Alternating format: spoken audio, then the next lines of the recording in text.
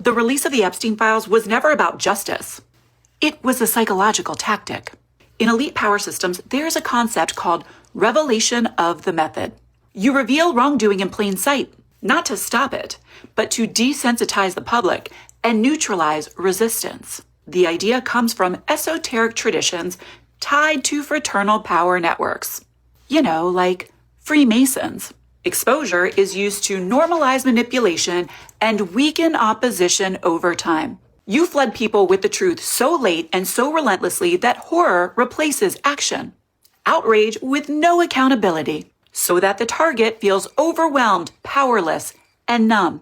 And as we discussed, they'll sacrifice a few expendables, scapegoats to preserve the illusion. Every other country is prosecuting the names tied to these files. In the US, nothing. There's no justice. That's not a failure. That's their plan. There's no intention to fix the system. They're setting it up for replacement. First, they show you how corrupt it is by exposing just enough of the rot. Then, they offer you a solution. A solution designed by the same sadistic fucks whose names are redacted in the Epstein files. And just so you know, that system is already halfway built. Palantir as the surveillance backbone. Apple rolled out digital ID as convenience. Ring doorbells and flock cameras sold as safety. More control wrapped in protection. Ask yourself, why Fox News instills so much fear and hatred of others into their audience? So they welcome surveillance. ICE becomes necessary. They're conditioning people to surrender privacy before it's taken anyway. And let me be clear, this isn't partisan. Recently, buried in the infrastructure bill is a mandate for kill switches in every car, marketed as a means to reduce drunk driving. For the record, it was introduced under Biden. And when Thomas Massie, who apparently is the only adult in the room, introduced an amendment to this technology, 57 Republicans joined 211 Democrats to kill it. As I keep saying, this isn't about right or left. It's about power and control. And the Epstein files weren't about finally getting justice. They were a warning shot. We've talked a lot about Peter Thiel, Larry Ellison, and the oligarchs and their techno-fascist wet dream of a surveillance state. We've talked about the World Economic Forum and their blueprint for locking all of humanity into a digital cage. They call it the New World Order. Watch how often that phrase gets parroted by the talking heads. I showed you what their New World Order looked like in China. People shrugged it off. Of course it would happen there. It's China.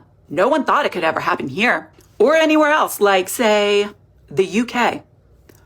Or could it? You guys see what's going on in Oxford right now in the UK? They just set up their little 15-minute city, and they're now charging people for leaving the city. You get 100 free days. They call it a free day. You get a free pass to leave the 15-minute city. And if you exceed your 100 free days, you have to pay the US dollar equivalent of $93 per day.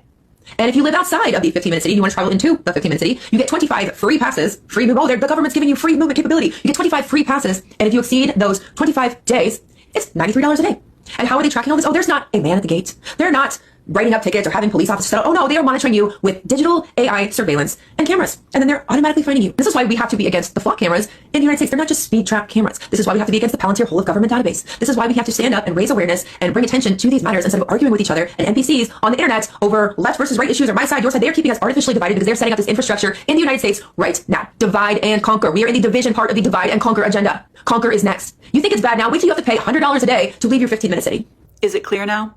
This isn't an accidental economic collapse. Dumpy may be stupid, but he's just the distraction.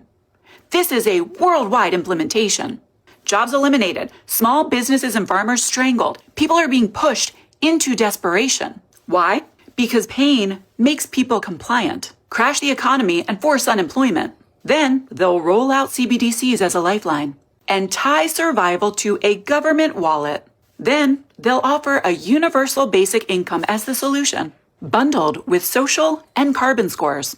Obedience earns access. Dissent locks you out. Movement restricted, accounts frozen, punishment automated by AI. They're not even trying to hide it.